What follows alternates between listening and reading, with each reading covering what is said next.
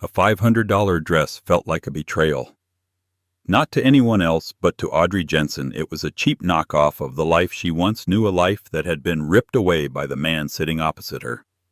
Her ex-husband Blake Caldwell flashed a smile so white it could have been sponsored by a corporation. He adjusted the cuff of his shirt, letting the platinum gleam of his new Audemars Piguet watch catch the restaurant's light.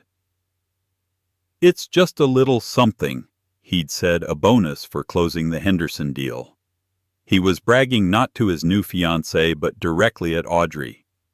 And in that moment of crushing humiliation, she had no idea that a single phone call less than 12 hours away was about to make his entire world look like a child's piggy bank.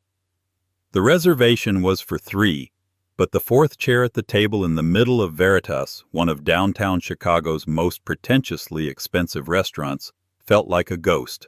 It was the specter of Audrey Jensen's past life, a life where she and Blake Caldwell would have been celebrating their 12th wedding anniversary. Instead, she was celebrating their finalized divorce, a let's be adults about this dinner that felt more like a public execution of her dignity.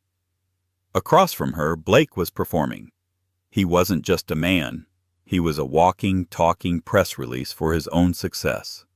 Everything about him was an upgrade from the man she had married.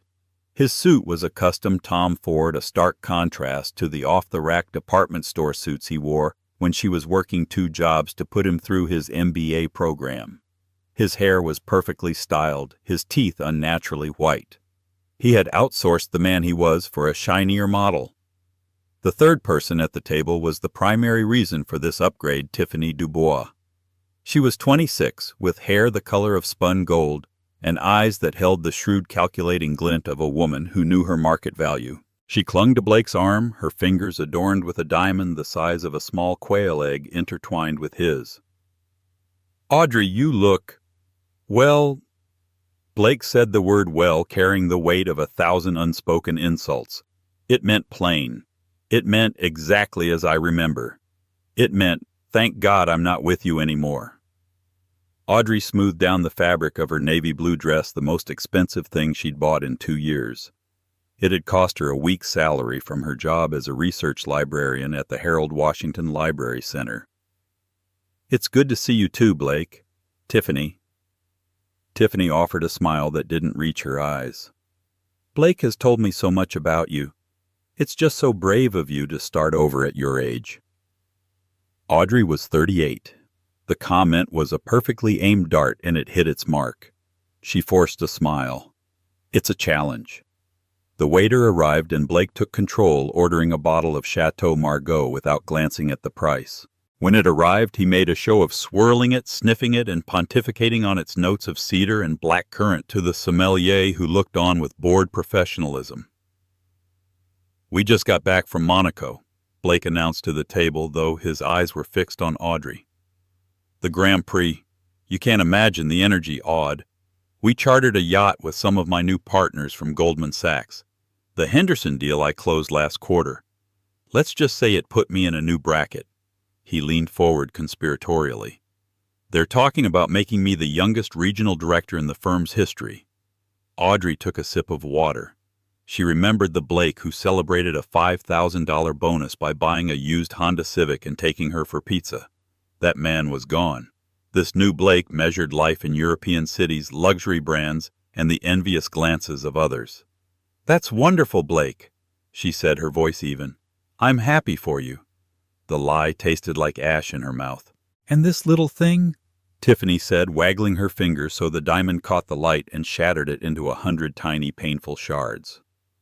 "He proposed on the yacht right in front of everyone. It was like a movie." "I figured why wait," Blake said with a magnanimous shrug. "When you know, you know. And when you can afford it, you don't buy cubic zirconia." The jab was so direct, so cruel, it stole the air from Audrey's lungs. Her own engagement ring, which she had returned to him months ago, had been a modest but beautiful sapphire he'd bought with his first real paycheck. At the time, he'd told her it was the color of her eyes. Now he was calling it cheap. She felt a hot flush of shame creep up her neck.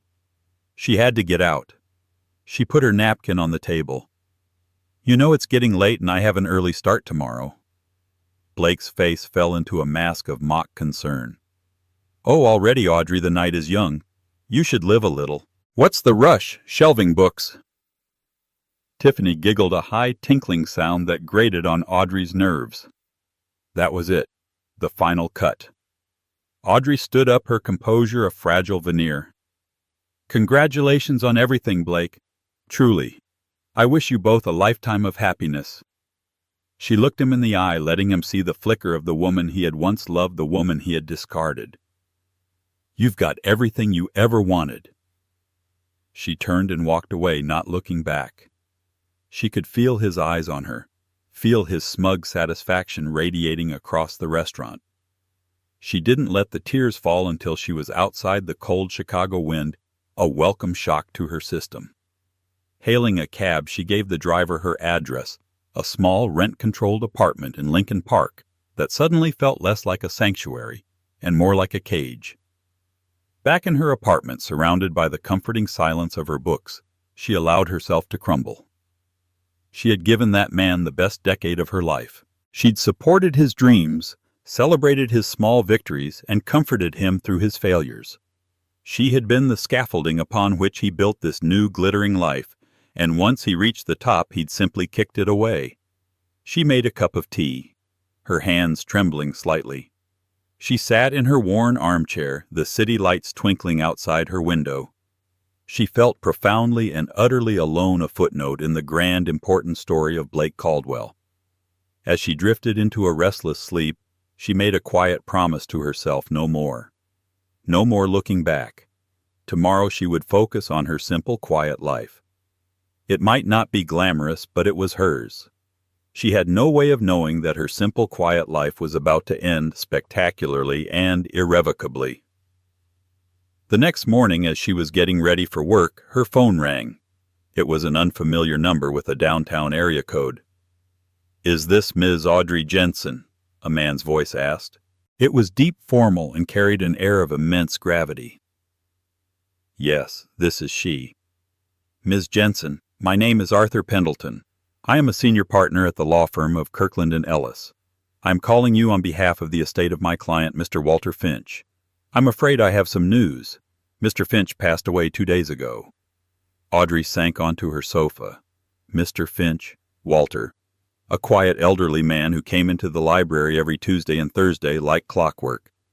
He was frail, with kind eyes and hands stained with what she assumed was paint or ink. He always wore the same tweed jacket, slightly frayed at the cuffs. He never spoke much, but he would always thank her personally for finding the obscure history and art books he requested. She'd occasionally bring him a cup of tea, a small kindness for a man who seemed lonely. "Oh, I'm so sorry to hear that," Audrey said, genuinely saddened. "He was a very sweet man." "Indeed he was," Mr. Pendleton replied. "Ms. Jensen, Mr. Finch has named you in his will. In fact, he has named you as the primary beneficiary of his entire estate. It is imperative that you come to my office at your earliest convenience to discuss the matter. Would 10 o'clock this morning be possible?" Audrey stared at the wall, her mind reeling. Beneficiary. His entire estate. It made no sense. Mr. Finch was just a sweet old man who lived in a modest-looking brownstone.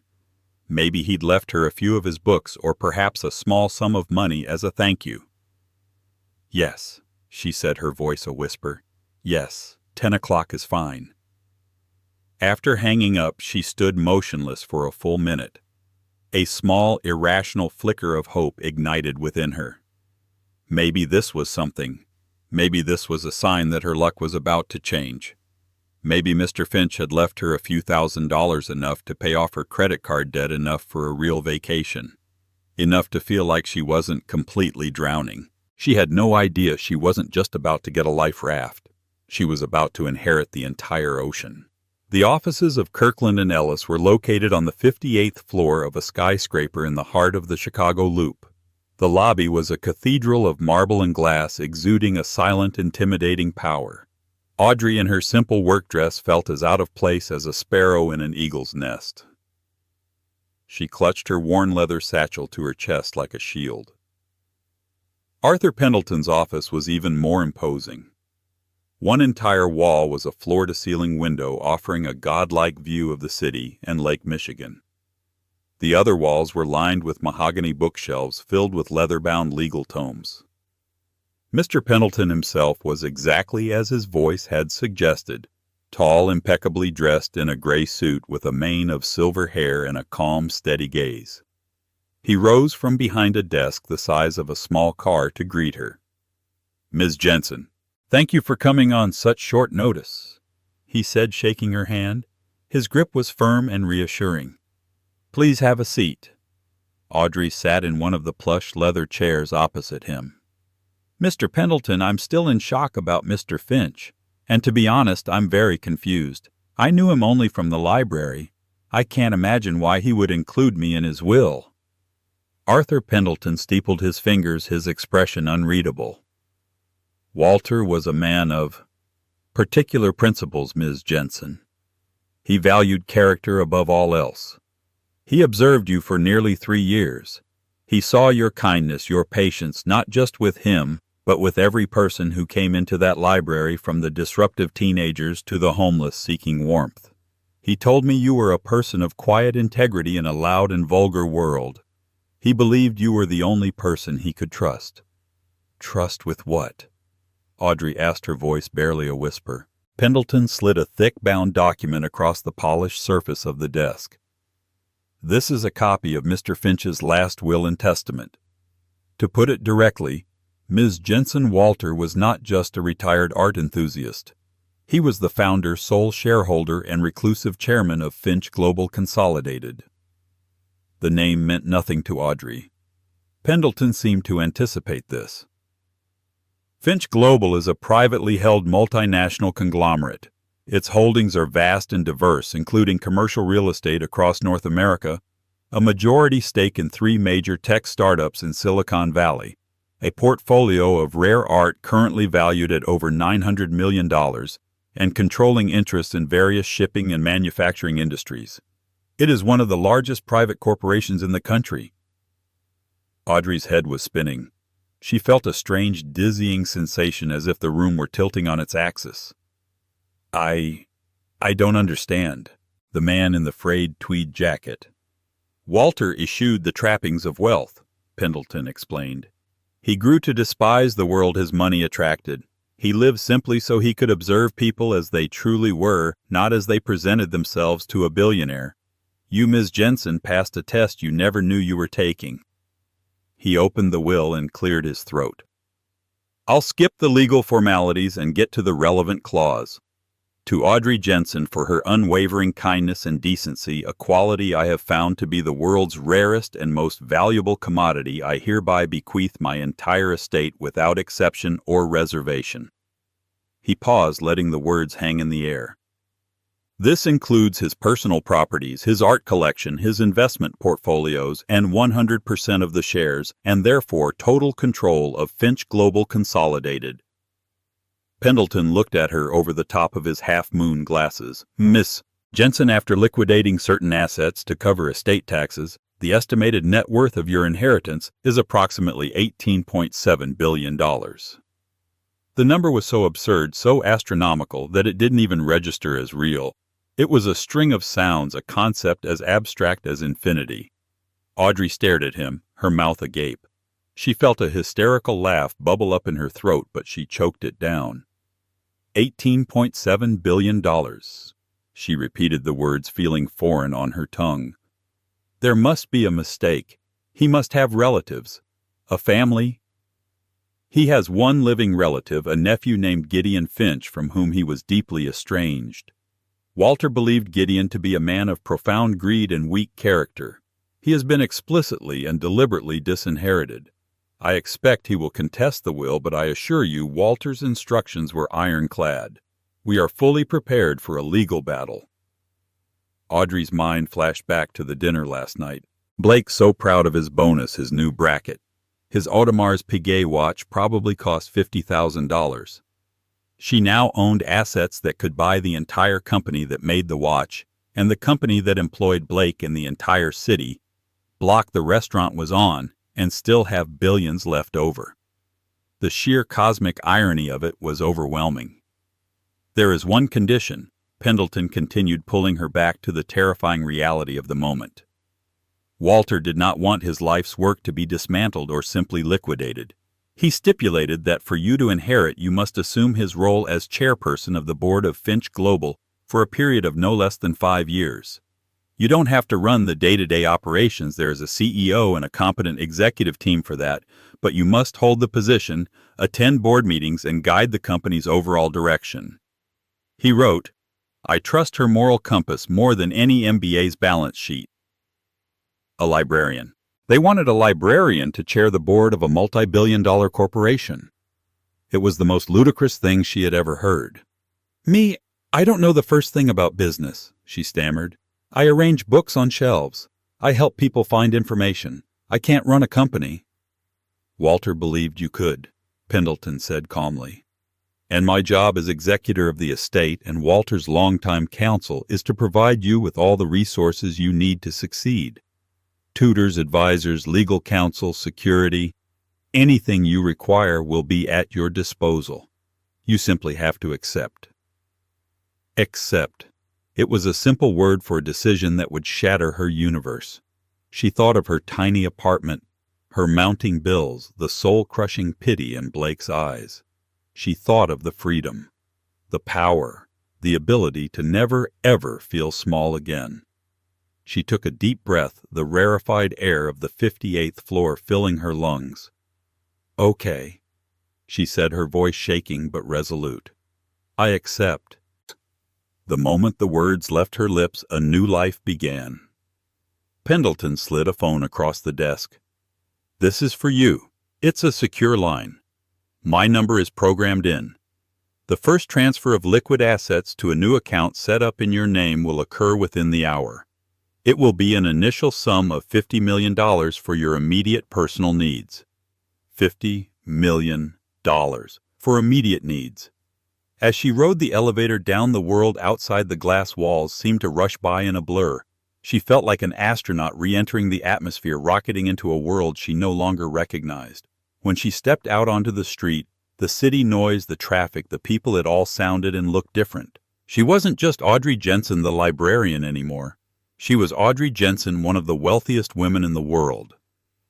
Her phone buzzed in her hand. It was a text from an unknown number. Her old number. It was Blake. "Heard a crazy rumor from someone in the legal world. Is it true some old guy left you money? Hope you got enough to finally fix the radiator in your apartment. LOL." Audrey stared at the text. Yesterday it would have wounded her. Today it was a fly buzzing around a lion. She thought for a moment, a slow, dangerous smile spreading across her face for the first time in years. She began to type a reply. Audrey never sent the reply to Blake. She deleted the text, and with it the urge to prove anything to him. The game had changed so profoundly that he wasn't even a player anymore. Her focus wasn't on him. It was on the terrifying, vertiginous cliff edge of her new life. The next few days were a surreal whirlwind orchestrated by Arthur Pendleton. Her modest apartment was suddenly the temporary base of operations for a small army of professionals. A security consultant named Mr. Davies, a stoic ex-Secret Service agent, explained that a person of her new net worth was a target and implemented immediate protocols. A financial advisor from J.P. Morgan Private Bank. A woman named Chloe walked her through asset management with figures that had so many zeros they looked like typos. Her resignation from the library was the first truly painful step. Her boss, a kind woman named Margaret, was flabbergasted but happy for her, assuming she'd won a modest lottery prize. "Don't forget us little people," she'd joked. Audrey felt a pang of loss for the simple, orderly world of the Dewey Decimal System. The real baptism by fire came a week later, her first visit to the headquarters of Finch Global Consolidated. The building wasn't just a skyscraper, it was a monument. A gleaming black tower on Wacker Drive that seemed to pierce the clouds. The lobby was a cavernous space of polished granite and modern art, which she was now aware she owned. As she stepped out of the chauffeured Maybach that Pendleton had arranged, a man was waiting for her. He was in his late 40s with a sharp suit and an even sharper intelligent face. "Ms. Jensen, he said, extending a hand. "I'm Robert Chen, the CEO of Finch Global. Welcome." His handshake was firm, his eyes analytical. He was assessing her. "Thank you for meeting me, Mr. Chen," Audrey said, trying to project a confidence she was nowhere near feeling. "Please call me Robert. We were all very fond of Walter. His passing was a shock, as were his final arrangements." There was no judgment in his voice, only a carefully neutral statement of fact. He led her through the lobby, employees turning to stare at the mysterious woman flanked by the CEO and a discreet security detail. The elevator ride was silent and swift, opening directly into the executive floor. It was a world of hushed carpets, panoramic views, and quiet, efficient power. The boardroom was her destination. It was dominated by a colossal black marble table surrounded by 20 chairs. Seated around it were the members of the board of directors. As she entered, a dozen pairs of the most powerful eyes in corporate Chicago turned to face her. The silence was heavy and thick with skepticism. Robert made the introductions. There were heads of industry, financial wizards, and legacy board members who had known Walter for decades. And then there was one man younger than the rest, with a predatory smile and eyes that burned with resentment. "And this is Gideon Finch." Robert said, his voice tightening almost imperceptibly. Gideon stood up.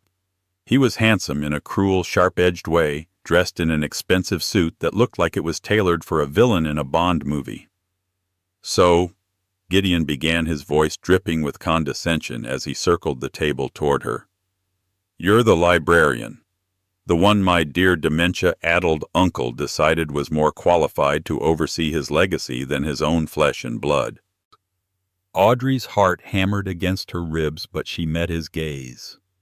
She remembered Pendleton's warning, "Gideon will see you as a weak link. Do not let him break you."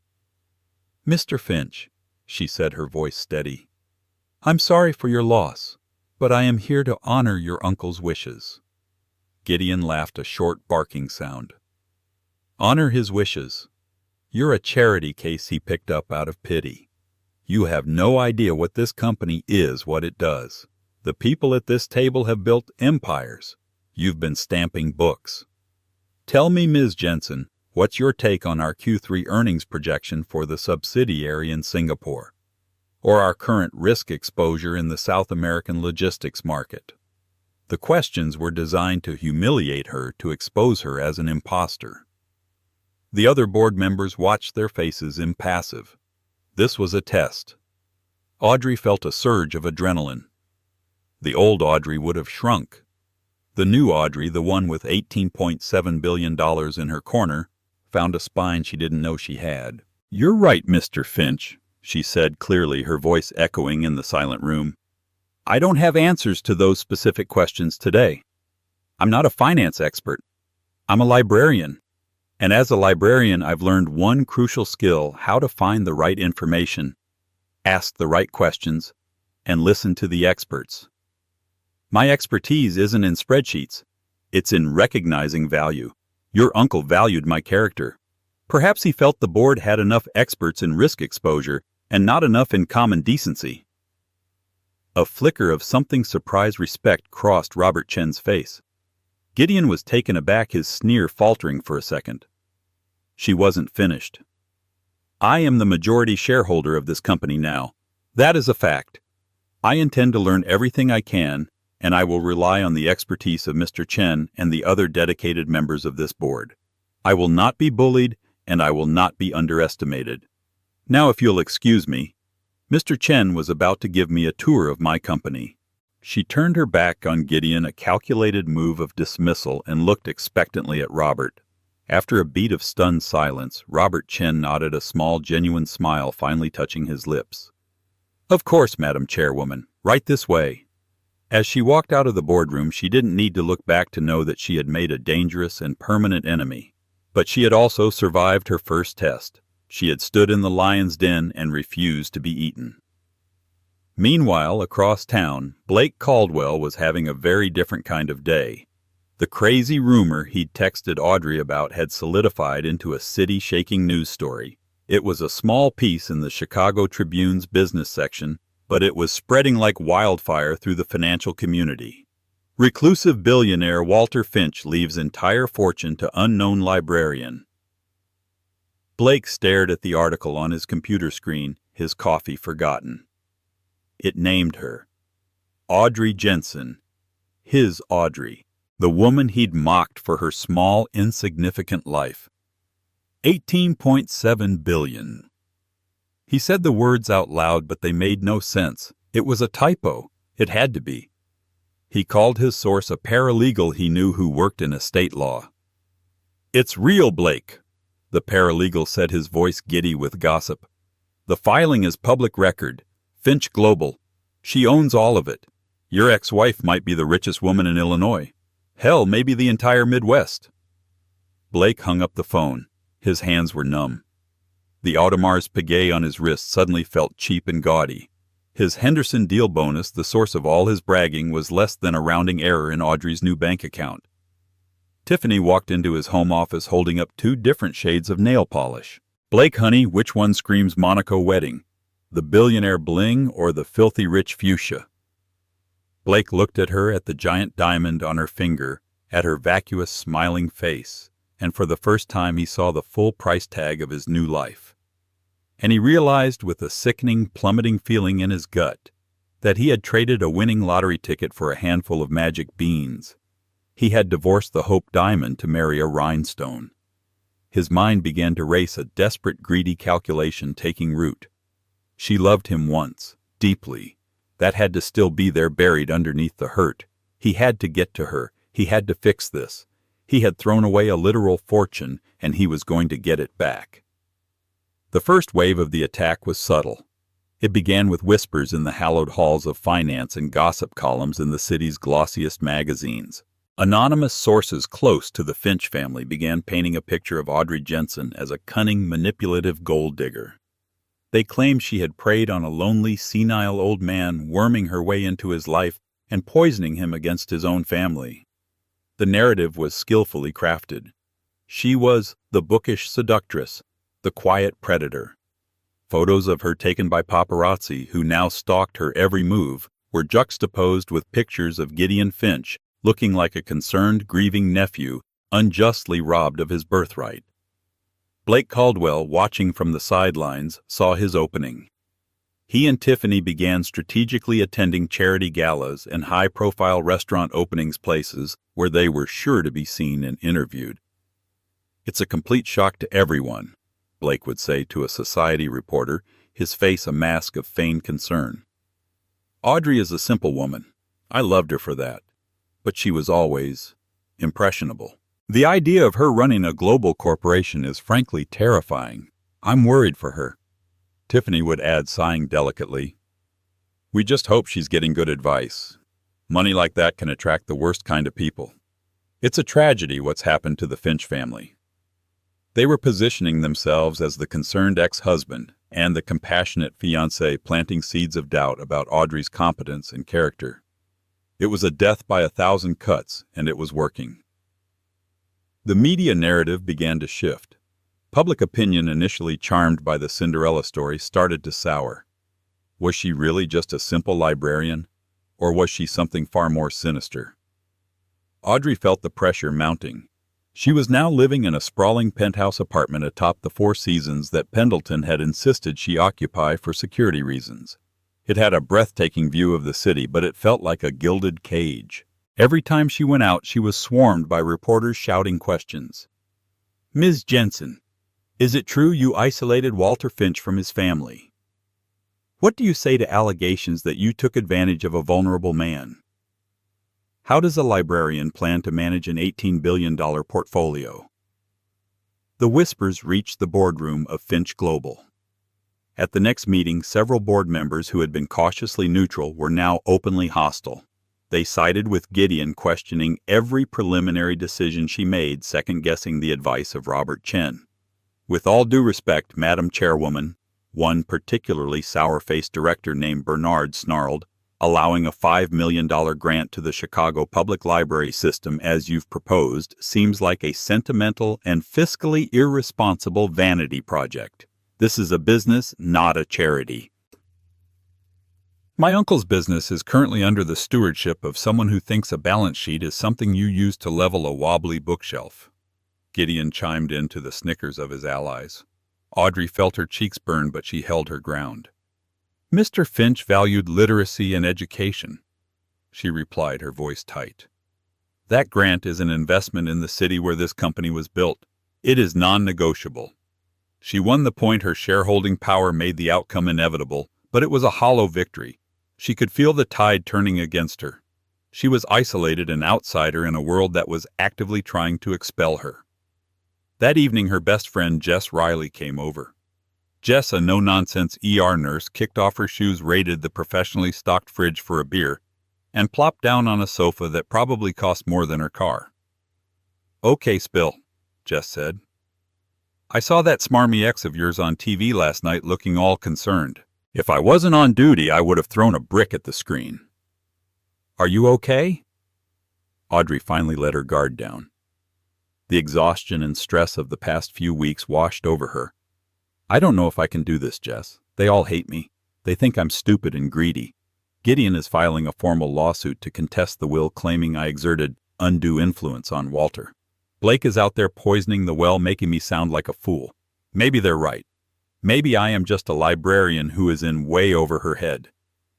Jess took a long sip of her beer and looked at her friend. "First of all, Blake is a worm. A slimy, pathetic, jealous worm. He sees you with everything he's ever wanted, and it's killing him. Don't you dare give him the satisfaction of seeing you quit." She leaned forward, her expression serious. "Second, who cares what those old suits in the boardroom think? They're dinosaurs. You're the asteroid. And third, this Mr. Finch guy, Walter. He didn't pick you because he thought you could read a quarterly report. He picked you because you were a good person. So be a good person, but with billions of dollars. Stop trying to play their game. Invent your own." Jess's words were like a splash of cold water. Stop trying to play their game. Invent your own. Audrey looked out at the glittering expanse of Chicago beneath her. She had been on the defensive, reacting to Gideon's attacks and Blake's slights. She had been trying to prove she was worthy of their world. Jess was right. That was the wrong approach. She needed to stop apologizing for who she was and start leveraging it. The next day she called Arthur Pendleton. "Arthur, I need to know everything about Walter. Not Finch Global Walter, but the man. His life, his passions, his regrets. I need to get into his home." Pendleton hesitated for a moment. "The brownstone has been sealed as part of the estate, but yes, I can arrange that." A few days later, Audrey stood outside the modest Lincoln Park brownstone she had passed 100 times without a second glance. With Arthur Pendleton at her side, she unlocked the door and stepped inside. The interior was not what she expected. It wasn't opulent, but it was filled with priceless treasures. Original paintings by Monet and Degas hung on the walls next to simple framed photographs. The air smelled of old books, turpentine, and Earl Grey tea. It was the home of a man with infinite resources but simple tastes. In his study, amidst stacks of books on Renaissance art and military history, she found what she was looking for, a series of worn leather-bound journals. Spanning over 50 years, they were Walter Finch's private thoughts. She took them back to her penthouse and began to read. For the next 48 hours, she did nothing else. She learned about his lonely childhood, his brilliant mind, his ruthless business acumen in his early years, and his growing disillusionment with the world of wealth. She read about his bitter falling out with his brother Gideon's father over a business deal. She read about his wife's death and his profound, enduring grief. And then she found the more recent entries, the ones about the library, the ones about her. October 12th. The librarian Audrey brought me tea today, unprompted. She remembered I liked it with a slice of lemon, a small gesture in a world that has forgotten them. She has kind eyes, the sort that actually see people. March 4th. Watched Audrey deal with a distraught young man who had lost his job and needed to use the library's computers to apply for new ones. She handled him with such grace and compassion. My nephew Gideon would have had him thrown out. July 22nd. I have made my decision. Pendleton thinks I am mad. Perhaps I am. But I have spent a lifetime building an empire of things, and I have come to realize that the only legacy that matters is one of character. I cannot leave my life's work to a vulture like Gideon. He would strip it for parts and salt the earth. Audrey, she builds things. She builds connections. She fosters knowledge. She will not run the company as I did. She will run it as I should have. But it was the last entry, dated just a week before his death, that made her blood run cold. September 3rd. Gideon visited today, unannounced. He knows I am unwell. He smells it like a shark smells blood in the water. He demanded I change my will. He spoke of his rights, his legacy. When I refused, I saw a look in his eye I have not seen since his father tried to force me out of my own company. A cold, black rage. He is capable of anything. I must make sure Pendleton has reinforced all the security protocols for the estate. Audrey dropped the journal. A cold dread seeped into her bones. Walter hadn't just died. The official cause of death was a heart attack following a fall down the stairs. Everyone had assumed it was a tragic accident befalling a frail elderly man. But now, reading his own words, a darker possibility began to take shape. Gideon wasn't just fighting for money. He was fighting to cover his tracks. This wasn't just a battle for a company anymore.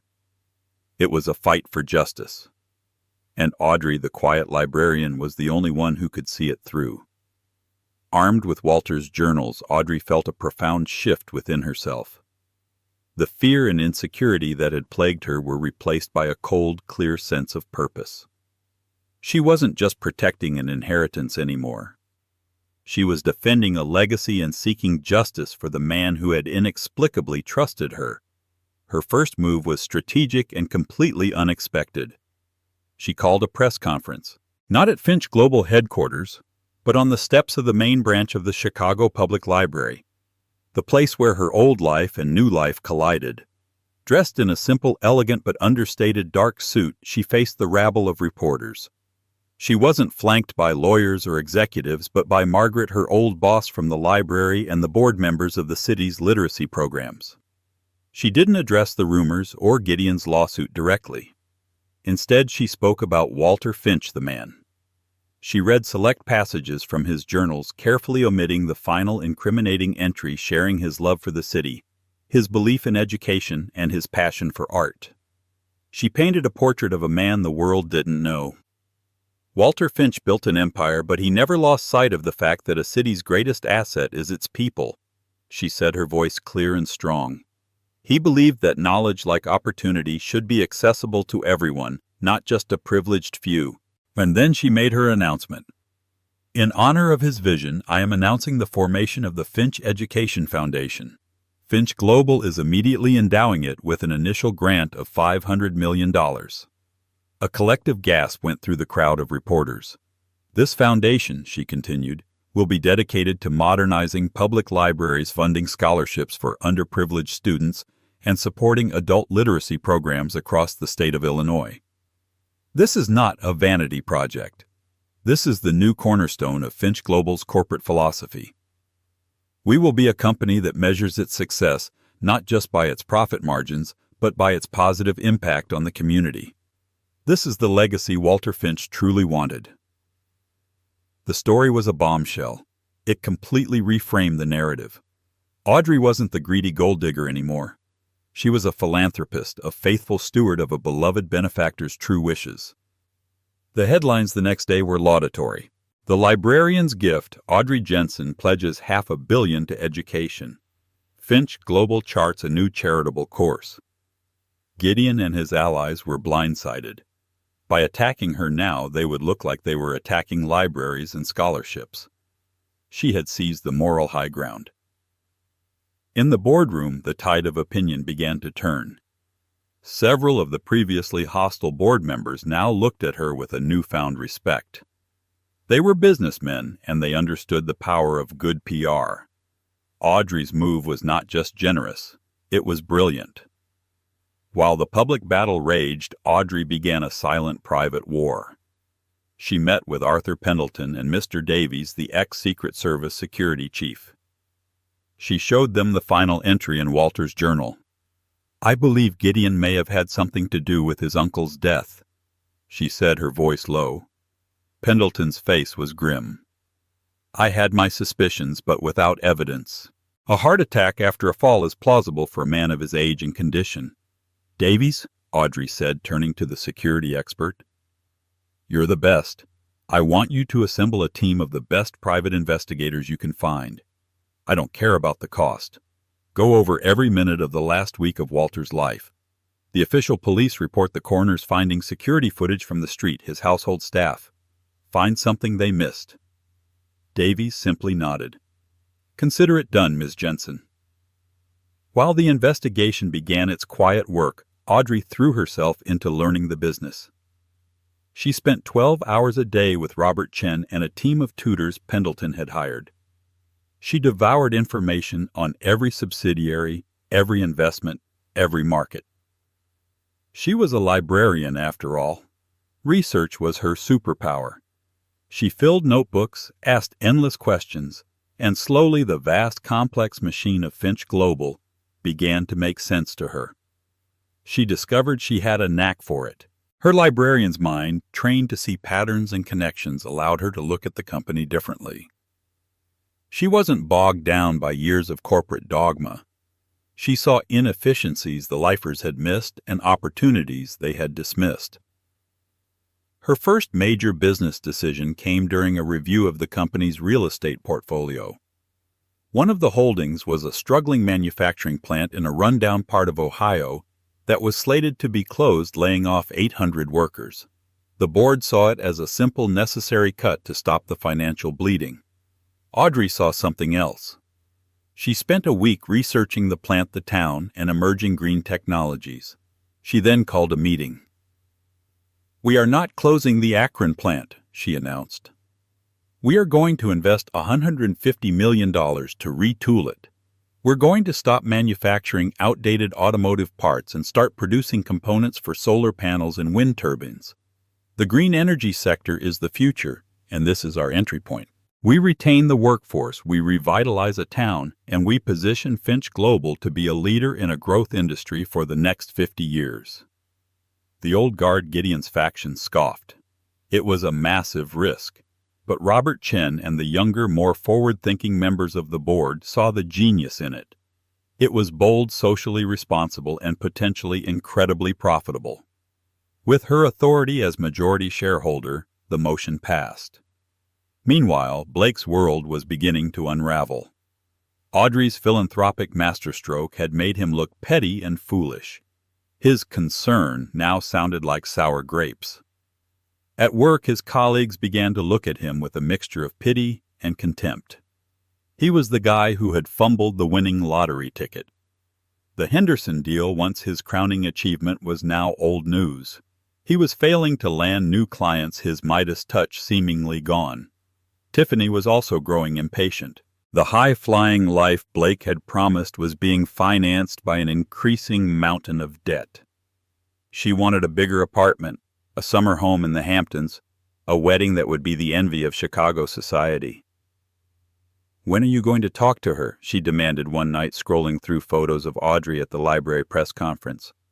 "She's making us look like fools. That should be our money she's giving away." "It's not that simple, Tiff." Blake snapped, the pressure getting to him. "I can't just walk up and ask for a handout." "Then do something," she shrieked. "You promised me the world, Blake. Right now, all I'm seeing is a 2-bedroom condo with a view of a parking garage." Desperate, Blake made his move. He got Audrey's new secure number from a contact and called her. She answered, her voice cool and distant. "Audrey," he began, trying to sound like the charming, loving man he once was. "I've been so worried. This is all so much for you. I just want to be there for you to help you navigate it. I still care about you." Audrey was silent for a moment on the other end of the line. The silence was more unnerving than any angry retort. "Blake," she finally said, her voice devoid of any warmth. "Let me be very clear. The part of my life that included you is over. You have your world and I have mine. Do not contact me again." She hung up. Blake stared at his phone stunned. The soft, pliable Audrey he knew was gone. In her place was a woman of ice and steel. He had no leverage, no way back in. He was locked out of the castle, and he was starting to realize that the moat was full of sharks. The panic, cold and real, began to set in. He was in far more financial trouble than even Tiffany knew, and his only lifeline had just told him to drown. While Audrey focused on transforming Finch Global's public image, a silent war was being waged in the shadows. Mr. Davies's team of elite investigators began meticulously dissecting the last week of Walter Finch's life.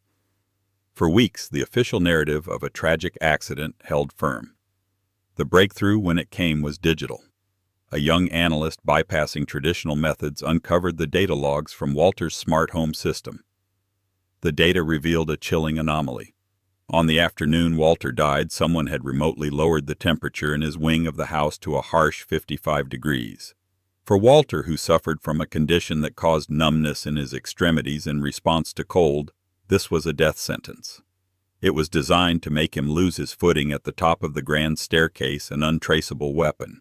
The digital trail, though cleverly masked, was eventually traced to a cell tower just 1 block from Gideon Finch's private office. This digital ghost was their first real clue. It led them to re-examine Walter's recently hired nurse. A deep dive into her finances revealed the smoking gun and anonymous cash deposit of $250,000 into her daughter's college fund the day after Walter's death. When confronted with this, the nurse's composure shattered. In a sworn confession, she admitted everything. Gideon had hired her to spy on his uncle, report on his health, and on that final day, ensure his beta-blocker medication was readily available and that she was gone an hour earlier than scheduled. It was a conspiracy to create the perfect storm of conditions for a fatal accident. While Audrey's team was closing in on the truth, Blake Caldwell's world was imploding. His professional reputation was in tatters, creditors were closing in, and Tiffany's demands for a more lavish lifestyle grew more insistent. Drowning in debt and desperation, Blake committed career suicide. He embezzled funds from a client's account for a single high-risk trade, hoping a miracle profit would solve all his problems. The trade failed spectacularly. Within days, he was caught. Federal regulators stormed his firm, and Blake was suspended, facing charges of fraud and embezzlement. When he arrived home to tell Tiffany, he found her closet empty. All that remained of his fiancée was the gaudy, oversized engagement ring, which he now discovered was a high-quality fake sitting on his pillow. He had destroyed his life for a woman and a lifestyle that were just as fraudulent as he was. Audrey received the news of Blake's arrest and Gideon's conspiracy on the same day. Blake was a pathetic footnote, but Gideon was a monster who had to be stopped. Armed with the nurse's confession and irrefutable digital evidence, she was no longer just a librarian defending an inheritance. She was an instrument of justice. She picked up her phone and scheduled an emergency board meeting. It was time for the final confrontation. The nurse's terrified recorded confession echoed in the silent boardroom. When it finished, Audrey didn't pause. She presented the digital evidence, the remote thermostat change that targeted Walter's medical condition, the IP address pinging near Gideon's office, weaving a damning narrative of cold, calculated murder. "You didn't just want his money, Gideon," she stated, her voice as sharp as glass. "You wanted his chair, and you were willing to kill for it." Gideon shot to his feet, his face a mask of rage. "Lies. It's all a fabrication by this conniving—" His tirade was cut short as the boardroom doors swung open. 2 detectives stepped inside, their presence instantly silencing the room. "Gideon Finch," one said, his voice flat and final. "You're under arrest for the murder of Walter Finch." As he was led away in handcuffs, his empire of arrogance crumbling into public disgrace, the boardroom doors closed, leaving a stunned silence. The war was over. Bernard, the director, who had once sneered at her, looked at Audrey with newfound awe. "Madam Chairwoman," he said, speaking for everyone, "we were wrong about you." It was the only apology she needed. The reckonings were swift. Facing an ironclad case, Gideon accepted a long prison sentence. Blake Caldwell's downfall was a mere footnote. convicted of fraud, his ruin was complete when his leased Porsche was repossessed in broad daylight, a pathetic end for a man consumed by appearances. Audrey, now unopposed and respected, fully embraced her role. With Robert Chen at her side, she transformed Finch Global. The education foundation thrived, and the innovative Akron plant became a model of ethical industry. She never lost the quiet soul of a librarian, but she now wielded her power with confidence and purpose. Walter Finch had left her a fortune, but his true legacy was the belief that integrity was the world's most valuable asset. Audrey spent the rest of her life proving he was right. And so Audrey Jensen's incredible journey from heartbreak to the head of the boardroom came to a close. It's a story that proves that the loudest voice in the room isn't always the most powerful. True strength, real wealth, isn't about the watch on your wrist or the car you drive. It's about the character you show when no one is watching. Audrey was tested, underestimated, and attacked from all sides, but she never lost the quiet integrity that a wise old man saw in her from across a library desk. She didn't just inherit a fortune. She earned the right to lead it, transforming a faceless corporation into a force for good. If Audrey's incredible story moved you, and if you believe that character is the ultimate currency, then help us share her story. Smash that like button, share this video with someone who needs a reminder of their own inner strength, and be sure to hit subscribe and ring that notification bell. We have so many more unbelievable true-life dramas to share with you, and you won't want to miss a single one. Thank you for listening.